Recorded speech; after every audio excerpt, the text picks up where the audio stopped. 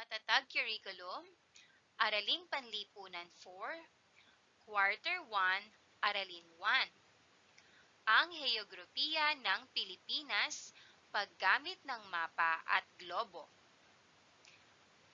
Ako si Teacher Aika, ang inyong magiging guro.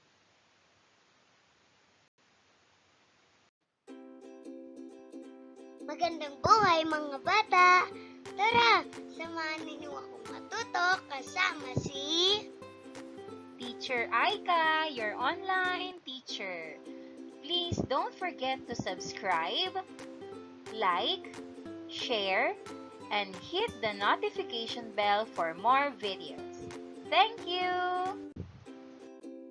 Ang ating aralin ngayong araw ay tungkol sa Araling Panlipunan 4 at ito ay may pamagat na ang Heograpiya ng Pilipinas, paggamit ng mapa at globo.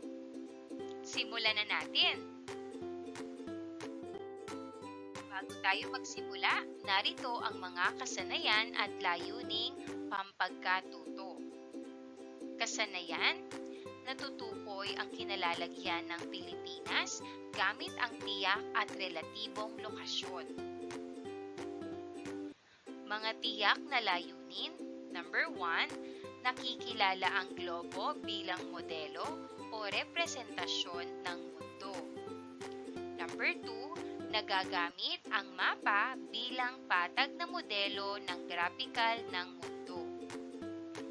Number 3, natatalakay ang mga espesyal na guhit sa globo.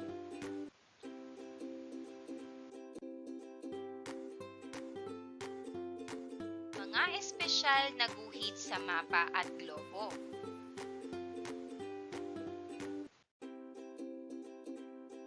Mga bata, mahalaga bang malaman ang tiyak na kinaroroonan ng isang lugar?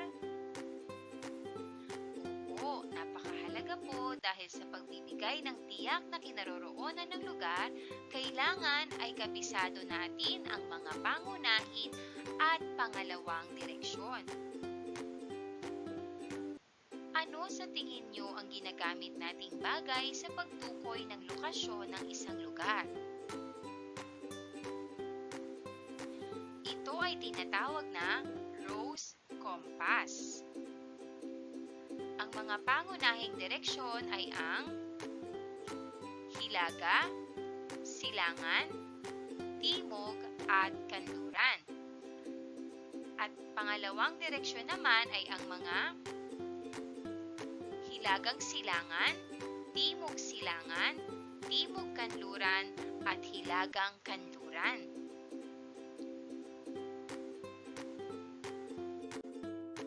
Mga bata, tingnan mabuti ang larawan. Ano ang tawag dito? Tama, ito ay tinatawag na globo. Ano naman ang pangalawang larawan?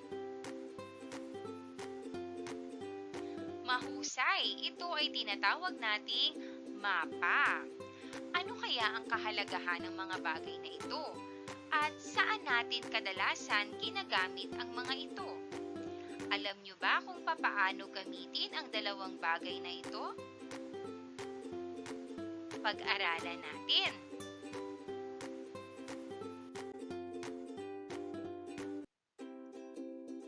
Ano nga ba ang globo?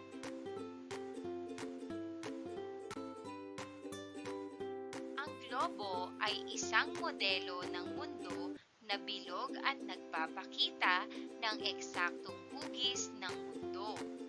Ipinapakita rin ito ang mga kontinente, karagatan, at iba pang mga bahagi ng mundo sa kanilang tamang proporsyon at posisyon. Ang globo ay isang modelo ng mundo na nagpapakita ng eksaktong hugis ng ating planeta. Ang hugis nito ay hindi bilog kundi oblate spheroid.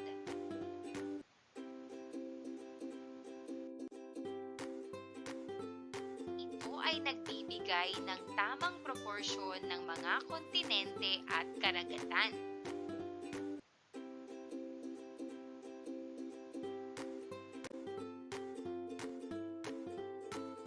Gamit ito upang makita ang mga bansa, kontinente, at mga karagatan sa kanilang tamang sukat at lokasyon.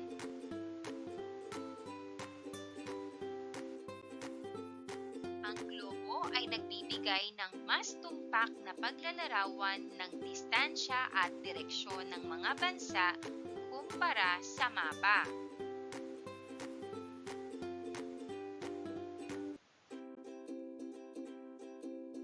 Ano naman ang mapa?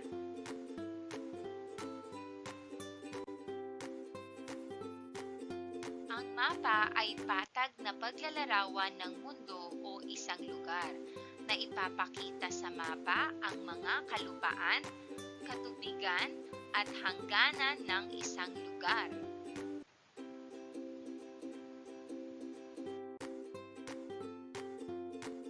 Ang mapa ay isang patag na representasyon ng isang lugar. Ipinapakita nito ang iba't ibang impormasyon tulad ng mga kalsada, anyong lupa, anyong tubig, at mga hangganan.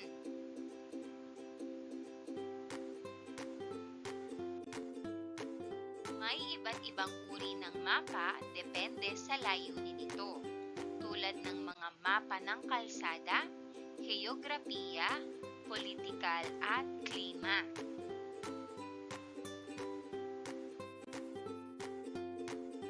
Dahil patag ito, may mga distortion sa sukat at hugis ng mga lugar, lalo na sa malaking rehiyon.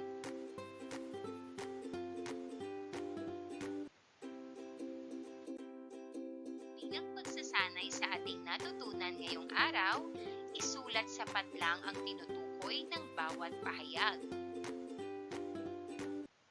Number 1. Ano ang hugis ng mundo?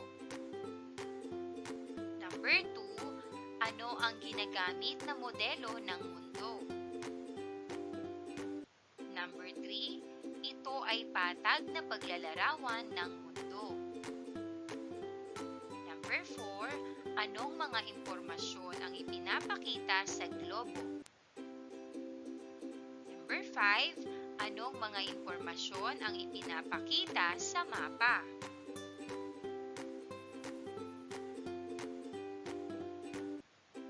Bilang gabay, narito ang mga tamang sagot.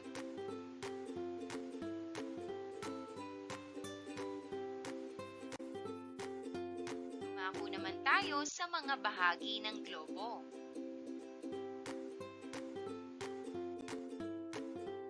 Una ay ang Ecuador. Ang Ecuador ay guhit na pahalang sa gitna na may 0 degree. Ito ay isang imahinaryong linya na naghahati sa mundo sa gitna.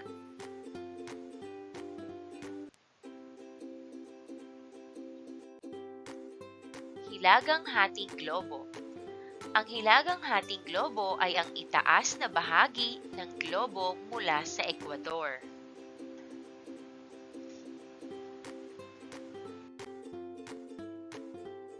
Ang timog hating globo naman ay ang ibabang bahagi ng globo mula sa Ecuador.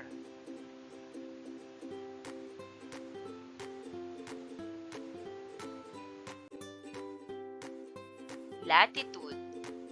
Latitude o latitude. Ito ang mga guhit na paikot sa globo na kahanay ng Ecuador. Ang mga guhit na ito ay kanluran papuntang silangan. Ginagamit din ito sa pagsukat ng layo ng isang lugar, pahilaga at patimog mula sa Ecuador.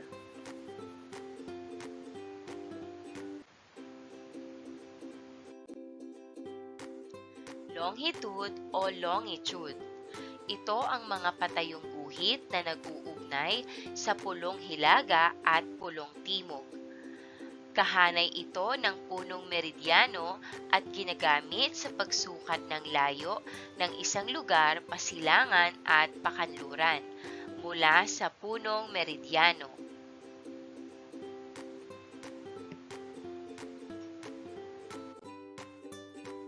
Tropiko ng Cancer. Ang tropiko ng Cancer ang pinakahilagang latitude kung saan maaaring sumikat ang araw ng diretso sa ibabaw sa tanghali. Ito ay matatagpuan sa guhit na 23.5 o sa gawaing hilaga ng Ecuador.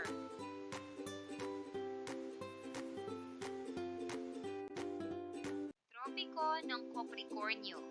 Tropiko ng Capricornio ay isang imahinaryong linya sa paligid ng daigdig na may latitude na humigit-kumulang na 23.5 degrees sa timog ng Ecuador.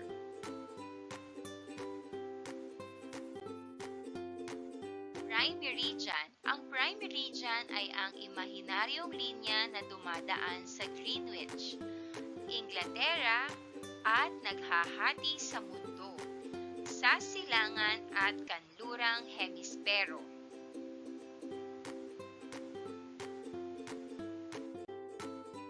International Dateline.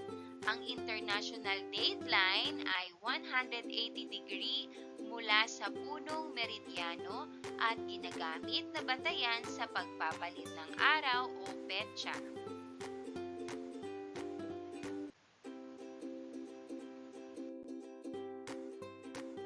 Pinatnubayang pagsasanay karirahan patungo sa mundo.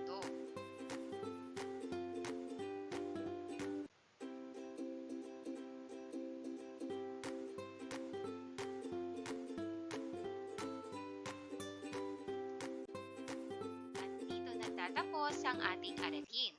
Muli mga bata, hanggang sa muli nating pagkikita, maraming salamat!